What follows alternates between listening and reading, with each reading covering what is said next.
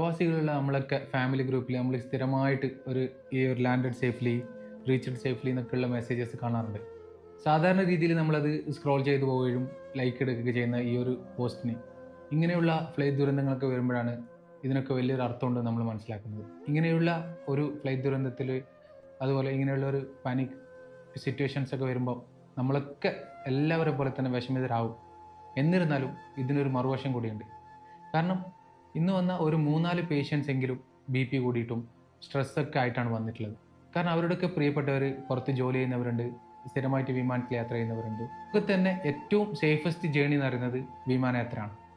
കാരണം ബാക്കിയുള്ള എല്ലാ ഇത് വെച്ച് നോക്കുമ്പോഴും ആക്സിഡൻസ് റേറ്റും എല്ലാം നോക്കുമ്പോഴും വിമാനയാത്രയാണ് ഏറ്റവും കുറവുള്ളത്.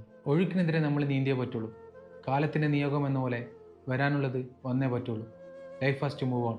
ഇങ്ങനെയുള്ള സന്ദർഭങ്ങളിൽ നമ്മൾ ഒരുമിച്ച് ഒത്തുചേർന്ന് ഇമോഷണലി അപ്സെറ്റ് ആവാതെ മുന്നോട്ട് പോകണം എന്ന് മാത്രമാണ് പറയാനുള്ളത്.